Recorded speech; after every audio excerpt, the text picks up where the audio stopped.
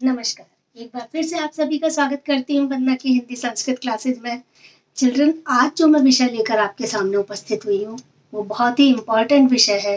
Class 6, 7, 8 के लिए तो है ही इम्पोर्टेंट, इसके साथ साथ कॉम्पिटिटिव एग्जाम्स में भी इस चैप्टर से रिलेटेड अनेक प्रकार के प्रश्न पूछे जाते हैं। वो चैप्टर है भाषा। हमारे व्याकरण के चैप्टर्स की शुरुआत ही इस चैप्टर से होती है देखा जाए तो आइए चलते हैं इस भाषा के सफर पर। तो सबसे पहले मैं लेती हूँ कि भाषा है क्या। कभी आपने सोचा है कि आप लगातार ये जो बोलते रहते हैं ये क्या है, क्या बोल रहे हो आप, और जो मैं बोल रही हूँ उसको आप समझने की, सुनने की कोशिश कर रहे हो, तो ये जो है ये क्या चीज है? तो बेटा यही है भाषा। इन शॉर्ट, भाषा वो साधन है, वो माध्यम है जिसके द्वारा हम अपनी बात को दूसरों तक पहुंचाते हैं और दूसरों की बात को सुनकर हम समझने की कोशिश करते हैं। ठीक है, तो भाषा अगर नहीं होती तो क्या हम अपनी बात दूसरे तक पहुंचा पाते? नहीं ना, बल्कि खड़े खड़े एक दूसरे का बस मुंह देखते रहते। लेकिन भाषा के माध्यम से हम बहुत जल्दी अपने मैसेज कन्वे कर देते हैं। तो जैसे मैं इस समय जो बोल रही हूँ वो आप सुन पा रहे हैं। तो भाषा जो है हमारे जीवन में बहुत ही इम्पोर्टेंट रोल अदा करती है, हमारे भावों को, हमारे विचारों को समझने का। अगर आपको कभी किसी चीज़ की आवश्यकता होती है तो आप या तो बोलकर उसे बता देते हो या फिर लिखकर मैसेज ड्रॉप कर देते हो। कहीं दूर हॉस्टल वगैरह में रहते हो कि मुझे ये चीज़ चाहिए, आपके पेरेंट्स, आपके घर वाले, आपके रिलेटिव्स वो सब पढ़ते हैं और आपको वो चीज़ तुरंत प्रदान कर दी जाती है। अगर भाषा नहीं होती तो हमारा कम्युनिकेशन बहुत मुश्किल हो जाता आपस में। तो व्याकरणिक दृष्टि से अगर मैं बोलूं, एक लाइन का इसका डेफिनेशन है कि भाषा वो माध्यम है, वो साधन है जिसके द्वारा हम अपने भावों और विचारों को बोलकर दूसरे तक पहुंचाते हैं या लिखकर दूसरों तक पहुंचाते हैं और दूसरा हमारे विचारों को पढ़कर या सुनकर समझता है। ठीक है, तो ये तो थी भाषा कि भाषा होती क्या है। भाषा के रूप कितने होते हैं? तो बेसिकली भाषा के 3 रूप माने गए हैं। पहला मौखिक, दूसरा लिखित और तीसरा सांकेतिक। सांकेतिक रूप अभी थोड़ा सा कम इम्पोर्टेंस वाला माना गया है। तो मुख्य रूप से अगर आपसे पूछा जाए कि भाषा के कितने रूप होते हैं तो मौखिक और लिखित 2 रूप होते हैं।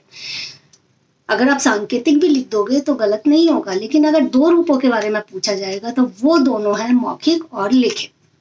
ठीक है, मौखिक रूप क्या होता है? जैसे मैं इस समय सिर्फ बोले जा रही हूँ और आप सुन रहे हो, ये भाषा का मौखिक रूप है। इसमें कोई लिखना नहीं है, कोई पढ़ना नहीं है, सिर्फ मुंह से बोलना है और दूसरा कानों से सुनता है। ठीक है, जैसे आप किसी ऑडिटोरियम में जाते हो, वहाँ कविताएं सुन लेते हो, कवि बोल रहा होता है, आप सुन रहे होते हो, वो भाषा का मौखिक रूप है। आपस में बातचीत करना भाषा का मौखिक रूप है। साथ के साथ मैं उदाहरण भी आपको देती जा रही हूँ। ठीक है, टेलीफोन पर बात करना इसका बहुत मुख्य उदाहरण माना गया है, क्योंकि वहाँ कोई किसी को देखता नहीं है, सिर्फ वर्बली ओरल बात करते हैं हम लोग। तो भाषा का मौखिक रूप है ये। दूसरा होता है लिखित। लिखित रूप में वो सभी चीजें आ जाती हैं जो हम लिखकर उनके माध्यम से अपने विचारों को दूसरों तक पहुंचाते हैं।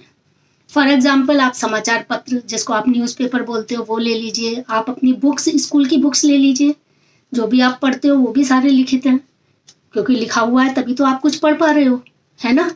और आप लेटर्स, आजकल ईमेल का ज़माना है तो ईमेल पर तुरंत लिखकर मैसेज ड्रॉप कर दिया जाता है, तो दूसरा जिसको भेजा जाता है वो पढ़कर उसे समझ लेता है, वो भाषा का लिखित रूप है।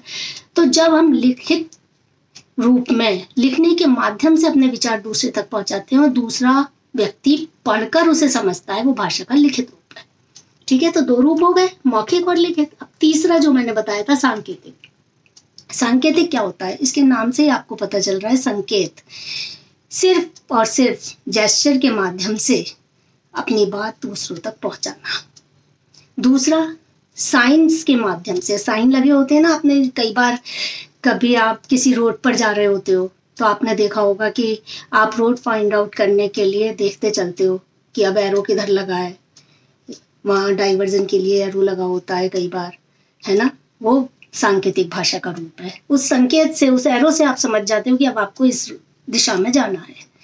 और दूसरा सांकेतिक भाषा का उदाहरण हम दे सकते हैं कि किसी भी रेड लाइट पर आपने ट्रैफिक पुलिस मैन को देखा होगा, वो संकेतों के माध्यम से, सिर्फ हाथ के इशारे के माध्यम से आपको गाइड करता रहता है, इधर जाना है, रुकना है, चलना है।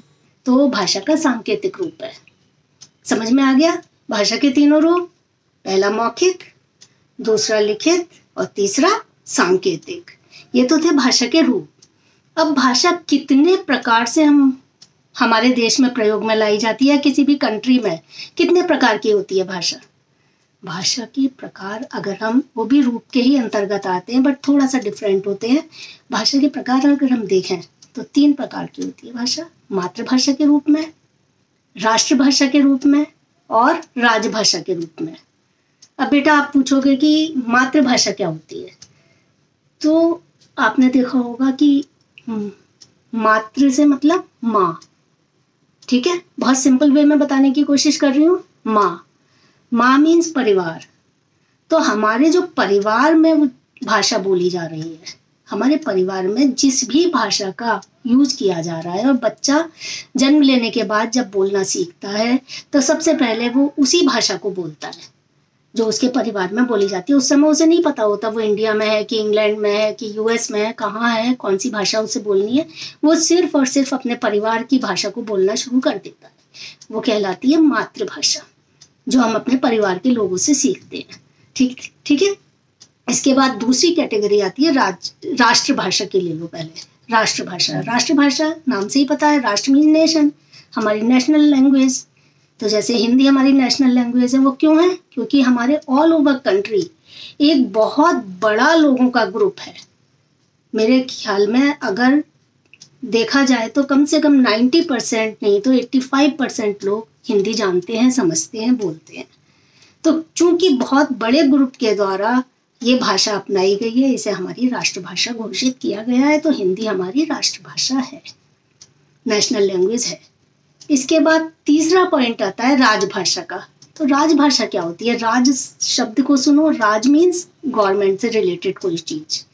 तो वो भाषा जो गवर्नमेंट ऑफिसेज में यूज की जाती है काम करने के लिए, मतलब कोई भी गवर्नमेंट ऑफिस है उसमें उस भाषा को यूज करने की सरकार द्वारा स्वीकृति दे दी गई है, वो कहलाती है राजभाषा। तो जब ये कानून बना था राजभाषा बनाने का, उस समय 14 सितंबर 1949, डेट याद रखना, कई बार पूछी जाती है। 14 सितंबर 1949 को 18 भाषाएं राजभाषा के रूप में स्वीकृत की गई थी। 18 लैंग्वेजेस 1949 में कितनी थी? 18। उसमें हिंदी भी थी। हिंदी भाषा को हम जब हिंदी दिवस हमें मनाना होता है तब हम 14 सितंबर को इसीलिए मनाते हैं। 14 सितंबर को इसे स्वीकृति मिल गई थी राजभाषा के रूप में। तो हिंदी के साथ साथ 17 अलग भाषाएं थी जो राजभाषा के रूप में यूज की जाती थी, क्योंकि हर स्टेट की अपनी अलग एक लैंग्वेज होती है। तो वहाँ की भाषा में काम करने के लिए उस स्टेट के गवर्नमेंट ऑफिसेस को स्वीकृति दे दी जाती है। ठीक है। तो 1949 14 सितंबर को 18 भाषाएं थी जो स्वीकृत की गई थी, लेकिन आज की डेट में 22 लैंग्वेजेस हैं जो राजभाषा के रूप में काम करती हैं, जिन्हें राजभाषा की स्वीकृति प्रदान की गई है। अब हम 22 भाषाओं में ऑफिसेज, गवर्नमेंट ऑफिसेज की काम कर सकते हैं। ठीक है। तो यहाँ तक के डाउट आई थिंक क्लियर हो गए होंगे कि भाषा क्या होती है, भाषा के रूप कितने होते हैं, भाषा के प्रकार कितने होते हैं। अब आते हैं हम कि भाषा तो हो गई, हम बोल भी लिए, लेकिन जो लिखने की प्रक्रिया है वो कैसे लिखते हैं हम? इंग्लिश अलग तरीके से लिखी जाती है, हिंदी अलग तरीके से लिखी जाती है, उर्दू लिखने की स्टाइल अलग है, फ्रेंच अलग तरीके से बोली जाती है, लिखी जाती है। तो ये सब क्या है? तो बेटा जब वर्बली हम बोलने लगे तो हमें आवश्यकता हुई, मतलब हमें मीन्स सारी मनुष्य जाति को आवश्यकता हुई कि ये भाषा हमने बोलकर किसी को बता दी, लेकिन हमारा सिर्फ कम्युनिकेशन यही रहा कि मैंने बोला, उसने सुना, उसने बोला, मैंने सुना, और थोड़े दिन बाद हो सकता है हम भूल भी जाए। तो इसको स्थायी रूप देने के लिए लिखने की जरूरत हुई, जिससे वो लिखा हुआ हमारे पास सुरक्षित रहे, हम जब कभी भूल जाए तो उसे पढ़ पाए। तो इसे स्थायित्व प्रदान करने के लिए इसको लिखने के ढंग का इन्वेंशन किया गया, इसके फ़ॉन्ट की इन्वेंशन हुई। तो भाषा को, हर भाषा को लिखने के लिए एक निश्चित चिन्ह भाषा को लिखने के लिए निश्चित चिन्ह निर्धारित किए गए, वो जो लिखने के लिए निर्धारित किए गए चिन्ह हैं वो कहलाती है लिपि, स्क्रिप्ट, लिपि। ठीक है, भाषा को लिखने का ढंग लिपि कहलाता है। बहुत कॉमन लैंग्वेज में आप समझ लीजिए, ABCD इंग्लिश अल्फाबेट है, वो लाइन के ऊपर लिखे जाते हैं, तो ये लिखने का ढंग। अ ब स द हिंदी लैंग्वेज से रिलेटेड है, तो ये सारे वर्ण लाइन से नीचे लिखे जाते हैं, इसके लिखने का ढंग अलग अलग ढंग है।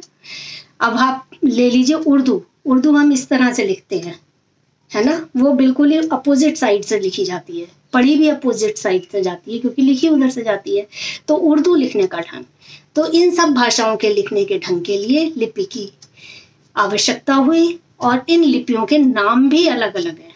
तो जो चिन्ह निर्धारित किए गए वो लिपि कहलाते हैं। अब उन लिपि के नाम क्या क्या हैं ये भी मैं आपको इस वीडियो में बता दूं तो अच्छा रहेगा, क्योंकि एक ही बार में लिपि आपकी समझ में आ जाएगी।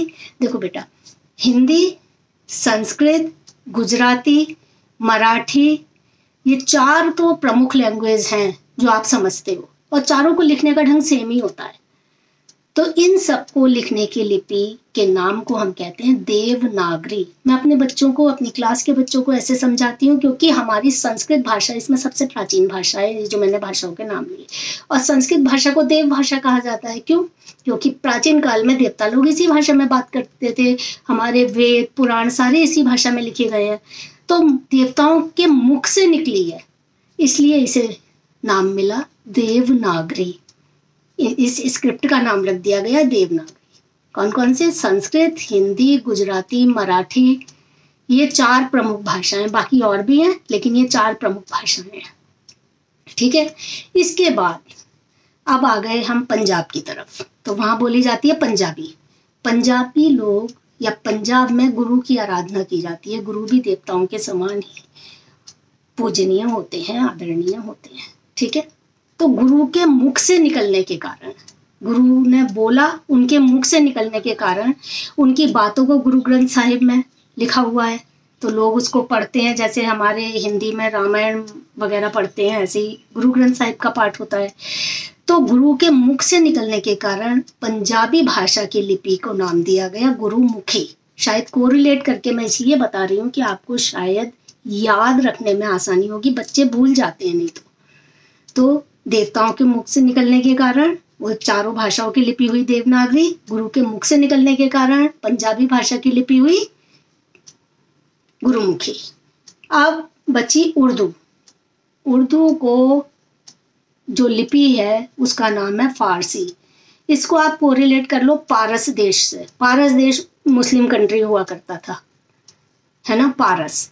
तो वहां से रिलेट करके अगर आप याद करोगे फारसी तो आपको जल्दी याद हो जाएगा। तो उर्दू की लिपि क्या हुई? फारसी। और इसके बाद रोमन कंट्री, अंग्रेजों की कंट्री थी रोम देश, तो वहां से रिलेटेड होने के कारण अंग्रेजी, फ्रेंच, जर्मनी, ये सारी लैंग्वेजेस एक ही तरह से लिखी जाती हैं, तो इन सब की लिपि बनी रोमन। ठीक है, तो पहली थी जो मैंने लिपि बताई वो थी देवनागरी। भाषाएं आप अपने मन में सोचो कौन कौन सी बताई थी। दूसरी मैंने बताई गुरुमुखी, उसकी भाषा भी आप सोचो क्या कारण है, बिल्कुल एकदम क्लियर हो गया होगा आई थिंक। तीसरी मैंने बताई फारसी, और चौथी बताई रोमन। तो ये 4 लिपियां बहुत इंपॉर्टेंट लिपियां हैं। एक और अगर आप ले लो, अपनी कैलकाटा साइड में जाओ, वहाँ बंगाली भाषा में बात की जाती है, तो इस बंगाली भाषा की लिपि है बांग्ला, वहीं से रिलेट कर लो आप, वो तो बहुत ईजी है। तो अगर आप इतनी लिपियां आपको आती हैं तो कोई भी ऐसा प्रश्न नहीं होगा कि आप लिपि से संबंधित या भाषा से संबंधित इस वीडियो को सुनने के बाद आप आंसर ना दे पाओ। तो आज का वीडियो बस यहीं तक। इसके बाद दूसरे वीडियो में मैं आपको मिलती हूँ। व्याकरण के पहचान के लिए व्याकरण क्यों आवश्यक समझी गई, ये सब मैं बताऊंगी आपको दूसरे वीडियो में।